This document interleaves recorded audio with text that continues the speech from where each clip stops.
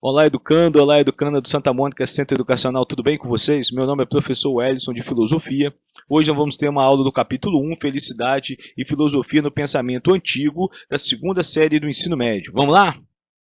Pessoal, ética e felicidade. O objetivo do capítulo, então, é relacionar ética com felicidade. O que as filosofias desse capítulo irão retratar é a realização de uma ética composta pelas escolhas mais racionais, mais corretas e que podem conduzir o ser humano à felicidade. Ok? Então vamos ver algumas filosofias, algumas correntes filosóficas que têm como objetivo conduzir o homem à felicidade. Né? E a finalidade de nossas ações éticas é o pressuposto das filosofias do eudemonismo. Que palavra difícil é essa, Edson? Eudemonismo são correntes filosóficas, galera, está aí no slide, que consideram a felicidade como o supremo bem da vida humana. Você pode, inclusive, anotar. Então, são correntes filosóficas que consideram a felicidade como o supremo bem da vida humana. São correntes filosóficas da busca pela felicidade. E nosso primeiro tópico aí vai ser Aristóteles, ética e a vida contemplativa. Acompanhe comigo a leitura do slide. Aristóteles entende que a felicidade poderia ser alcançada a partir do exercício da virtude, isto é, realização das melhores atividades humanas, resultando em felicidade. Então, a felicidade em Aristóteles é a plenitude da realização da natureza humana. Ou seja, galera, a realização de toda a potência racional do ser. A realização de toda a potência racional do ser. E a felicidade, portanto, é a finalidade última das ações humanas, o sumo bem, o bem supremo. Um exemplo. Posso perguntar por que você está estudando. E você pode dizer que gostaria de ter uma boa vida profissional, uma boa remuneração, uma vida tranquila, estável, E essa seria a sua felicidade. Para Aristóteles, então, essa é uma busca, a finalidade última das suas ações, por exemplo, estudar. Ok? Então, vamos dar prosseguimento. Há diferentes bens para diferentes tipos de vida humanas, tipos de vidas humanas. Por exemplo, o bem próprio do carpinteiro é a realização de sua função própria, a carpintaria, assim como o bem próprio do médico é a realização da sua medicina, assim como o bem próprio do músico é a realização de forma virtuosa da sua música, de forma virtuosa, fazendo daquilo a sua função própria, agindo e realizando o seu ofício da melhor maneira, de uma maneira virtuosa. Então, por isso, viver, por exemplo, para Aristóteles não seria só próprio dos homens. Os animais também vivem. Então, o que é próprio da natureza humana para Aristóteles? É um certo tipo de vida ativa do homem que tem razão. A razão vai ser aquilo que nos diferencia dos outros seres.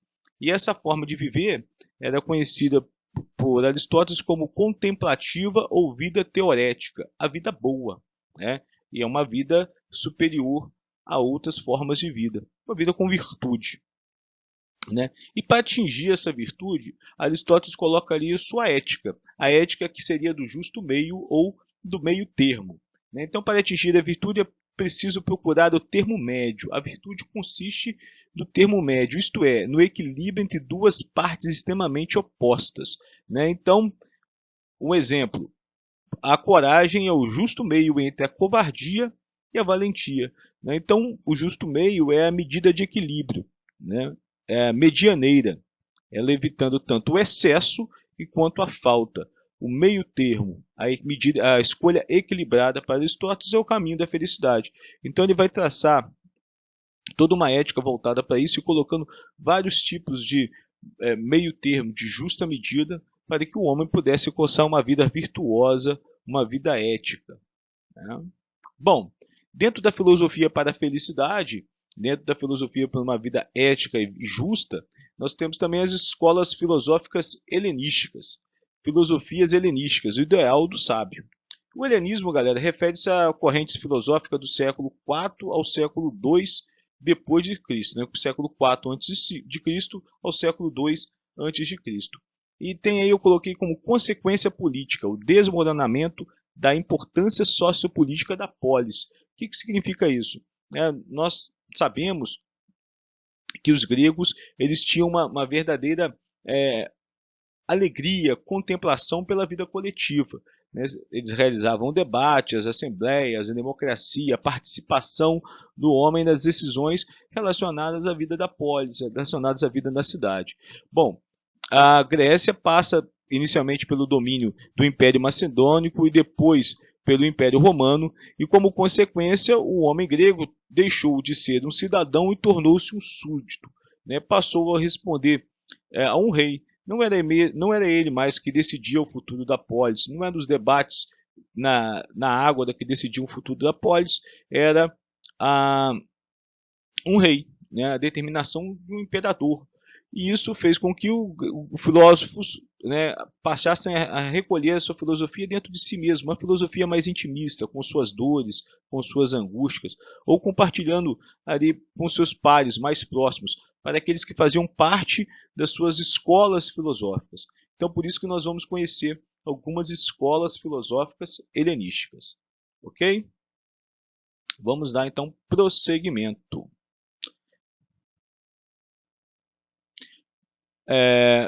Características gerais das escolas filosóficas helenísticas, né? Características gerais dessas escolas helenísticas: a atenção principal à vida ética, a compreensão da filosofia como um modo de vida, né? E a busca pela chamada paz de espírito, que em grego é denominada ataraxia, quer dizer, a imperturbabilidade da alma, né? Então seria o sujeito imperturbável, tranquilo, calmo, sereno, diante de dificuldades ou uma vida imperturbável. Então vamos conhecer primeiro essas escolas filosóficas. A primeira delas que nós vamos conhecer são os cínicos, né? Os cínicos hoje, uma pessoa cínica, geralmente é aquela dissimulada, fingidora, mas não é esse aí o objetivo dessas escolas filosóficas, não também é isso que significa o cinismo, né? A palavra cínicos vem do grego kinos, que significa cachorro, cão, né?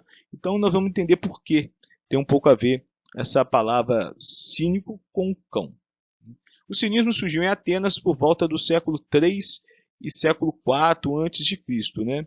Quem fundou aí foi Antístenes, né? 440, ele viveu entre 440 e 336 a.C., um filósofo grego, né? Seguidor de Sócrates, e ele é acreditado a ele o início da filosofia cínica, né? Mas, contudo, o cínico mais famoso, né, o cínico mais conhecido foi Diógenes, né, que viveu entre 413 e 323 a.C., né? Essa é uma representação de Diógenes, né? Os cínicos, eles eram conhecidos como cães da cidade, porque eles viviam, por exemplo, passavam boa parte do dia dentro de barril, andavam nus ou seminus, comiam carne crua, semelhante aos cães. Tinha uma vida errante, andante, semelhante aos cães. Os cães estão sempre andando por aí, né? Andam sempre, mas sem nenhum tipo de propósito, né? Vivem uma vida nos cantos, uma vida errante, né? Bom, essa é uma outra representação, uma outra pintura, né, que retrata Alexandre e Diógenes. Uma das características principais dos cínicos que nós vamos ver é o desprendimento, tanto em relação ao poder, riqueza, bens materiais, convenções, né? E conta-se uma história que Alexandre ficou sabendo da figura de Diógenes e de um sujeito totalmente desprendido, desinteressado por bens financeiros, por poder, riqueza, fama, e ele procurou, né? Porque Alexandre também foi educado por Aristóteles, ele acabou sendo um pensador, e procurou Diógenes e ofereceu para ele qualquer coisa, pediu para ele: olha, você pode me pedir qualquer coisa que eu te dou.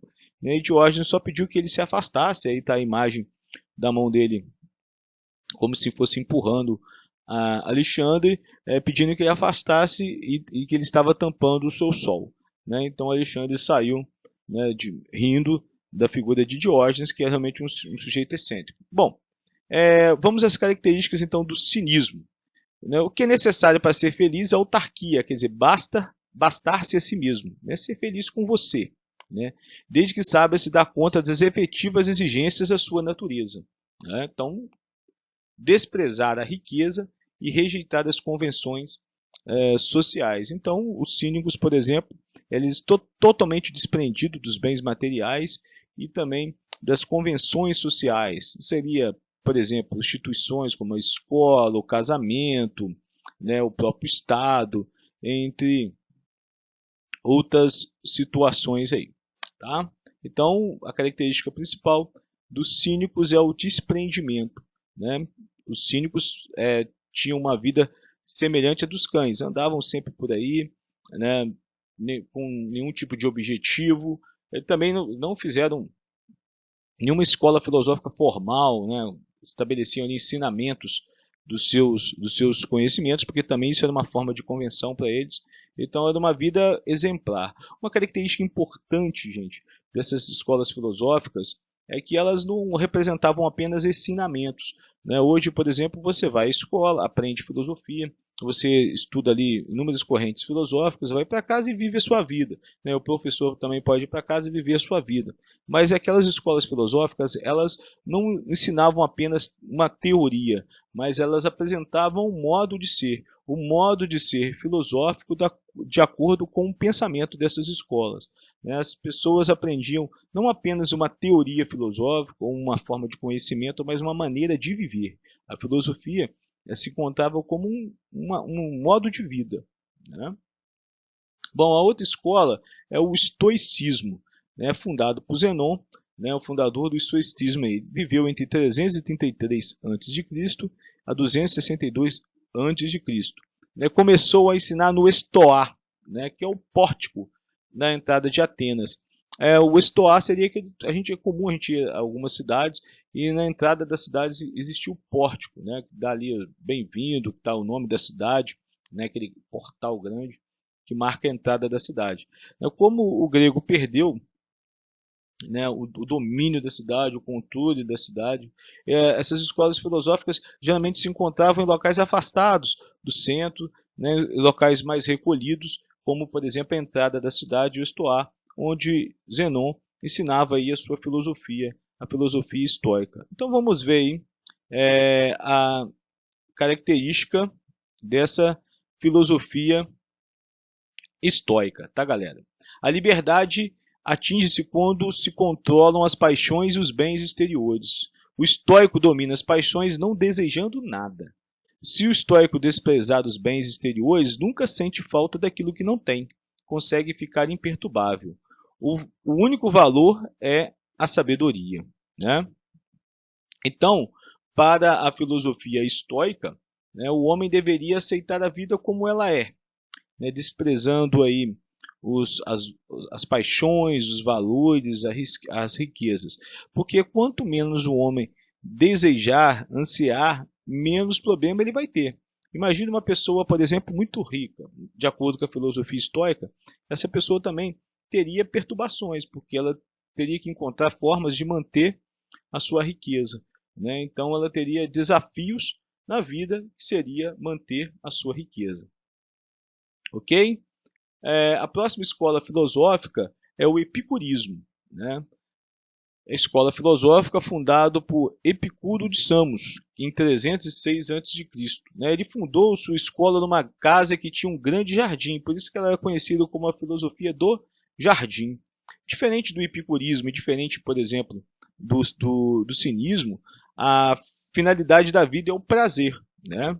Então o prazer é o início e o fim de uma vida feliz para o epicurismo. Mas calma, esses prazeres são prazeres duradouros, prazeres estáveis, né? Não seria, por exemplo, comer é um prazer, agora escolher comer apenas hambúrgueres do McDonald's é um prazer fútil, desnecessário, não é um prazer duradouro.